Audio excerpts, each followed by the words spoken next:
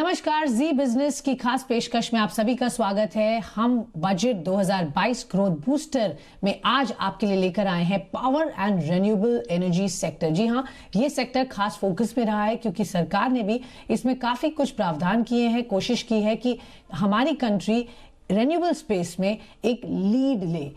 क्या है बजट से इस सेक्टर की विश लिस्ट, जानने की कोशिश करेंगे। इस वक्त मेरे साथ Rajeev Ranjan Mishra, chairman CI national committee on power and managing director Aprava limited. Sir बहुत बहुत धन्यवाद हमारे साथ जुड़ने के लिए। और दूसरे mister Sameer Gupta, chairman CI Atmanirbhar Bharat renewable energy manufacturing committee and chairman Jakson India. बहुत बहुत शुक्रिया आप दोनों का हमारे साथ शो में जुड़ने के लिए। जैसा हम बात कर रहे हैं, पावर सेक्टर बहुत ही इंपॉर्टेंट इमर्जिंग सेक्टर है कंट्री के लिए, और उसमें रेन्यूएबल पीस तो ऑब्वियसली ज्यादातर फोकस में है, चाहे आप स्टेट लेवल पे बात करें या सेंट्रल लेवल पर। तो ये बताएं, सबसे पहले मैं आपसे शुरुआत करूंगी राजीव रंजन मिश्रा जी, किस तरीके की बजट एक्सपेक्टेशंस हैं इस बार आपको? देखिए, बहुत बहुत धन्यवाद मुझे बुलाने के लिए। पहले तो दो तीन चीजें कहना चाहूंगा कि हमारे सेक्टर में जो चेंजेस हुए हैं वो बड़े रेवोल्यूशनरी हैं, जिसको हम एनर्जी ट्रांजिशन, और इस हमारी सरकार ने जो की है पर्टिकुलरली ग्लासगो में, और पिछले 10 सालों में जो चेंज आया है उससे हम सभी को बहुत खुश होना चाहिए। So we are very proud of that. वो पहली चीज है। दूसरी चीज है, जहां तक बजट की आती है, देयर आर दो तीन एरियाज में हम उसके बारे में सोचते हैं। पहले तो देखा जाए कि सेक्टर में फंडामेंटल चैलेंजेस क्या रह गए हैं और क्या हैं। तो उस एरिया में अगर सरकार जो भी कर सके, आइदर थ्रू द बजट और अदर पार्लियामेंट्री मींस, मेरे ख्याल से इंडस्ट्री के लिए बहुत अच्छा होगा। और वो क्या चीज है? वो पहली चीज ये है कि डिस्ट्रीब्यूशन कंपनीज जो हैं उनकी फाइनेंशियल चैलेंजेस अभी तक हैं, जैसा हमें पता है, and that causes large amount of receivables. और आपको पता है कि जो भी निवेशक हैं, अगर उन्हें अपने इन्वेस्टमेंट पे रिटर्न नहीं मिलता है तो that will act as a big drag on the sector. इस पे इसने कई स्टेप्स ली हैं जिसका कि हम स्वागत करते हैं, और इस बजट से भी हम कोशिश करेंगे, हमारी आशा रहेगी कि और किया जा सके। दूसरी बात है, दूसरी चैलेंज जो मेन है वो हमने देखी है रेगुलेशन एंड कॉन्ट्रैक्ट ऑनरिंग की। अभी आपको पता है कि 2-3 स्टेट्स में ऐसे हुए हैं जहां पे कि बिड्स हुए, कॉम्पिटिटिव बिड्स के हिसाब से प्रोजेक्ट दिए गए, लेकिन स्टेट गवर्नमेंट ने बाद में कहा कि हम आपको इतनी टैरिफ नहीं देंगे। तो उस मामले में भी हमारी आशाएं हैं सरकार से कि through the budget and Indeed through the parliamentary session changes की जाए। तीसरा, बजट में हमेशा होता है फिस्कल एंड टैक्स मेजर्स। तो आपको पता है कि जो बीसीडी है वो सोलर इंपोर्ट्स पे 1 अप्रैल से लगने वाली है। ये अच्छी बात है, एज लॉन्ग एज जो हमारी पीएलआई स्कीम है फॉर मैन्युफैक्चरिंग, एंड मेरे मित्र समीर जी इसके बारे में ज्यादा बताएंगे आई एम श्योर, उसका पूरी तरह इम्प्लीमेंटेशन किया जाए। कुछ और चीजें हैं। इलेक्ट्रिसिटी अभी भी जीएसटी के बाहर है। हम सोचते हैं कि अगर उसे जीएसटी में इंक्लूड किया जाए तो ultimately it will benefit the consumers by reducing the cost. तो हमारी सरकार से ये भी रिक्वेस्ट रहेगी कि उसे कंसिडर किया जाए। और कुछ और जो normal ease of doing business tax administration है, उस मामले में अगर the government continues it improve then that will be helpful. Okay, sure. तो आपने काफी सारी बातें बताई जो सरकार को यहाँ देखनी चाहिए सेक्टर की ग्रोथ के लिए। समीर गुप्ता, मैं आपके पास आना चाहूंगी। आपसे पहले तो आपकी विश लिस्ट जानना चाहूंगी, स्पेशली रेन्यूएबल एनर्जी को आप लीड करते हैं, उस स्पेस में क्या देखना चाहते हैं सरकार, और क्या करे जिससे हम ग्रोथ देख पाए और कैपेसिटी एडिशन देख पाए रेन्यूएबल स्पेस में? जो राजीव जी ने बोला उसको I will just add to some points on that, particularly PLI का जो उन्होंने पॉइंट रेज करा। So I think PLI scheme, what has been introduced for RE it has got a very good response from all the stakeholders, and it gives a very strong message to people all around the world that India is very serious in their RE commitments. I think ये एक बहुत बड़ा positive है, and I think Indian manufacturers के लिए golden opportunity है to play a very significant role in the global supply chain. RE की अगर हम बात करें on the manufacturing side, तो जो पीएलआई का फंडिंग ओरिजिनली जो 4500 करोड़ का बजट था, जो which has been indicated that it is going to increase to 24,000 crore. I think that's a very welcome step, no second thought about it. However, I think having said this, there needs to be a mechanism to ensure that participation of of companies who could not participate in the earlier PLI scheme because everybody thought it is going to be limited to 4,500 crore. That should be, there should be a mechanism that they are able to participate. That's what I think. Very clearly, entire world is looking at an alternate supply chain other to China. India currently is best position. PLI is going to help us get there. Government ने जो announce करा था उसका budget was originally 4,500 odd crores, which there is an indication that they're going to increase to 24,000. This is indeed a welcome step. No second thought about it again. However, I think there needs to be a mechanism where certain companies who could not participate in the earlier scheme, they should also be able to participate in the new scheme when the enhancement happens from 4,500 crores to 24,000 crores. That's what I feel. Secondly, under I would also opine that other items of the value chain, which includes like manufacturing of glass, EVA, aluminum frames, cables, backsheets, solar cables, etc. उसके लिए भी हमें appropriate PLI scheme लेके आना चाहिए. That's what I would suggest. Yes, Rajiv, let me come to you क्योंकि demand ये भी है कि customs duties on RE equipment such as batteries and electrolyzers को भी कम करना चाहिए. उस पर क्या कहेंगे आप? हम इसका भी बहुत इसको करते हैं और हम ये करना चाहेंगे. आई थिंक अगर हम देश के हिसाब से देखें तो हुआ क्या कि we miss the bus on solar manufacturing in the first round. Now we are having to catch up. अगर हम ग्रीन हाइड्रोजन और इलेक्ट्रोलाइजर्स और इंडीड ईवी और बैटरीज की बात करें, एज ए नेशन हमको कोशिश ये करनी है कि हम दूसरी बार ये we don't miss the bus and that we are in the game from the get go. अगर हाइड्रोजन जिसके बारे में और ग्रीन हाइड्रोजन इन पर्टिकुलर पूरे विश्व की इतनी आशाएं हैं और भारत हमारे देश को भी इतनी आशाएं हैं, उसमें इलेक्ट्रोलाइजर की मेरे ख्याल से उसमें इंपोर्ट ड्यूटी कुछ 40% आती है. So I think if duties are reduced on that, then that will encourage manufacturing of this in our country and ensure that in the area of storage, whether they be in the form of batteries or indeed green hydrogen, we do not fall behind. Okay sure. तो यहाँ पर हमें catch up करना है जैसा आप कह रहे हैं. ओके आगे बढ़ते हैं. मिस्टर गुप्ता, आपके पास आना चाहूंगी. आपने कहा कि पीएलआई स्कीम की भी बात की सर. मैं आपसे बस ये जानना चाहूंगी 80% एक्सेलरेटेड डेप्रिसिएशन जो सरकार ने बेनिफिट जो रीइंस्टेट करने की बात की सोलर इंडस्ट्री में, आपको लगता है ये डूएबल है?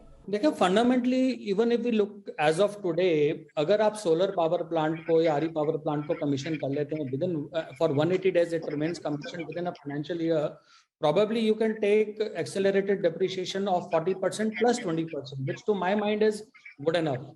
Can we increase it to 80%? Answer is yes, you can certainly increase it. But at least my view is, the cost of power from solar is so competitive than any other conventional sources. Even at the current rate of accelerated depreciation, it is a perfect business case. I feel that since it is a business case in itself, by adopting solar power or renewable energy, irrespective whether we get 80% depreciation or 60% depreciation, industry can be a lot more competitive both within the country and globally. So we must adopt it. That this should not be a big deterrent for us to adopt solar energy is my view. Okay sure. I think it's a fair point. Rajiv, आपके पास आना चाहेंगे. तो जो हम overall power की consumption की बात कर रहे हैं इस वक्त कंट्री में, और जिस तरह से डिस्कॉम्स प्राइवेटाइजेशन की तरफ सरकार ने कुछ कदम उठाए थे, वो आपको लगता है एक अच्छा कदम है और आगे आप होपफुल हैं कुछ और discoms will be open up for privatisation, and उसका क्या आउटकम आप देखते हैं? जी हाँ, ये first and foremost we are very supportive. जो सेंट्रल गवर्नमेंट की जो ड्राफ्ट इलेक्ट्रिसिटी बिल है अभी तक अनफॉर्चुनेटली पार्लियामेंट रिप्रेजेंट नहीं हो पाई है, और उसमें इसका प्रावधान है it will also increase competition for the ultimate consumers. और सचमुच में अगर देखा जाए, इलेक्ट्रिसिटी इतनी पॉलिटिसाइज सेक्टर है कि लॉन्ग टर्म में प्राइवेटाइजेशन ही उसका अल्टीमेट सोल्यूशन है. Particularly privatization not as monopolies but privatization with competition. I think that will be the perfect mix. So we are very very supportive. Now ये concurrent list में आती है तो central government UTs की को privatise कर सकती है, लेकिन वो तो काफी कम है. Ultimately the state governments have to buy in it, and उसके लिए we are really only looking forward to the electricity bill. वो जल्दी से जल्दी पार्लियामेंट में प्रेजेंट हो जाए और पास हो जाए, then that will open the ways for this to happen in more states. Okay, but बहुत सारे stranded gas based power projects हैं, उन पर आप क्या एक्सपेक्ट कर रहे हैं सरकार को? किस तरीके का रिवाइवल प्लान उन्हें इंप्लीमेंट करना चाहिए? ऑफ कोर्स इंटेंशन बहुत समय से है, but really not finding many takers. या एक्चुअली अगर मेरी कंपनी का भी एक गैस फायर्ड पावर प्लांट है और 20 साल से 25 साल से, और and that is one area where I have to say we all have are losing hope. देखिए, अगर if we take a step back, पूरी दुनिया में हम देखें, और समीर जी भी आई एम क्वाइट श्योर इसका समर्थन करेंगे, every country which is going through an energy transition has chosen what is popularly called a transition fuel. कि ओवरनाइट आप जा नहीं सकते तो कोल को बंद कीजिए, पहले एक ट्रांजिशन फ्यूल पे जाइए, टिपिकली वो गैस होती है, and then by that time battery storage together with solar and wind will take over the entire load. हमारे देश में प्रॉब्लम क्या है कि सारे स्टेट्स की, because of the politicisation of the sectors, वो एक ही चीज देखती हैं, which is the lowest cost. Now gas is an international commodity which is sold at international prices, and unfortunately therefore it is unlikely to be the lowest cost producer. उसके कई हमने potential solutions दिए हैं, जैसे अगर renewable purchase obligation होती है वैसे गैस परचेज ऑब्लिगेशन हो, टैक्सेस एंड ड्यूटीज कम हो। ये कोई रॉकेट साइंस नहीं है, it's a question of having carrots and sticks which makes gas fired power plant more affordable. But unfortunately मैं आपसे एग्री करता हूं कि अभी तक जितनी भी चीजें ट्राई की गई हैं, कोशिशें की गई हैं, वो सफल हुई नहीं है, और आगे भी क्या होगा ये कहना बड़ा मुश्किल है। बिल्कुल। सो यहाँ पर अगर सरकार कुछ क्लैरिटी, जी जी बिल्कुल। I would just like to add one point to the gas thing what Rajiv ji just said. I think हमें opportunities explore करनी चाहिए where we can use a blended fuel which is hydrogen plus gas. That might improve the viability of these projects which are stranded. So this is one thing we must explore to my mind, and budget can have some provisions where there could be given, there a push could be given to explore these new technologies. Okay, sure. Okay, यहाँ पर budget से आपने इसको link किया, वहां पर कुछ अगर प्रावधान किए जाएं इस बजट में टेक्नोलॉजी की हेल्प से, अगर इसको हम बेहतर बना पाए। ऑल राइट, बट सर आप ही से मैं पूछूंगी मिस्टर गुप्ता, लास्ट बजट में हमने देखा रोल आउट हुआ hydrogen mission. Now hydrogen produce जो हो, एनर्जी यूज के लिए कमर्शियली वायबल हो येट कॉस्ट इफेक्टिव हो, कैसा अभी तक एक्सपीरियंस रहा है, और आपको जो स्टेप सरकार ने लिए उस डायरेक्शन में are they satisfactory?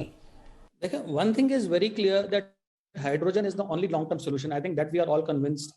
It doesn't call for a debate at all, and it will help us achieve many objectives, चाहे वो self reliance का हो, energy security का हो, carbon neutrality का हो। I think direction जो इस country ने लिया है बिल्कुल perfect direction है।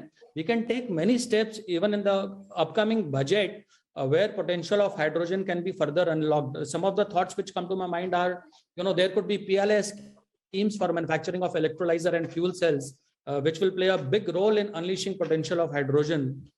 Then I think budgetary support ho sakta hai. There could be incentive and low cost finance availability for promoting pilot projects on hydrogen, knowingly well, just for example कि gas आज competitive नहीं है, we know for fact hydrogen competitive नहीं है, but hydrogen का जो road map है 5 to 10 years out, it is going to become very competitive. So if we can support certain pilot projects by budgetary allocation, that's going to be good. Thirdly, I think we should promote and incentivize use of hydrogen for distributed energy. Distributed energy is the way to go in future. उस पर हमें focus करना चाहिए. Fourthly, I think जो smart cities की हम बात करते हैं उसके अंदर अगर हम अभी से प्लानिंग करके अंडरग्राउंड पाइपिंग का इंफ्रास्ट्रक्चर क्रिएट करें which can be suitable for transportation of hydrogen going forward 5 years 10 years out, वो हमें बहुत हेल्प करेगा. So these are the few things I think we can do which will help us unleash the potential of the hydrogen mission. Sure. तो ये तो हुई hydrogen mission की बात. यहाँ पर जो जो चीजें सरकार को थोड़े और फोकस करनी चाहिए to make this mission successful, वो आपने बताई.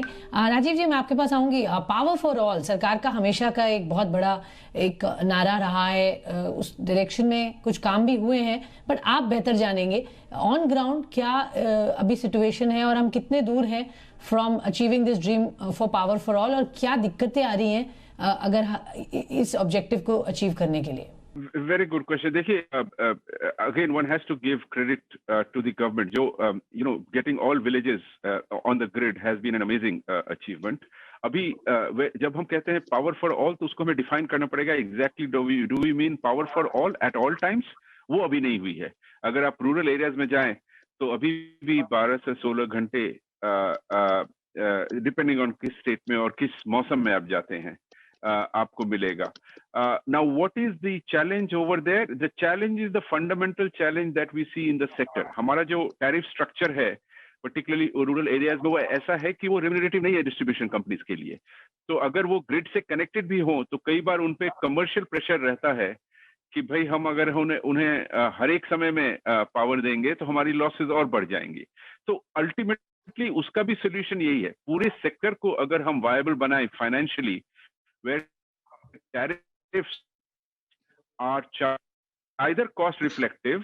Tariffs are always cost reflective. अगर सरकार को किसी को भी सब्सिडी देनी है तो थ्रू बेनिफिट ट्रांसफर, जो हमारे vulnerable sections हैं, वो हो जाए तो मेरे within years we will see, because हमारे यहाँ कैपेसिटी की कमी नहीं है. As you know, over nearly 400 gigawatt capacity है और अभी भी पीक डिमांड 200 गीगावाट के आसपास ही है.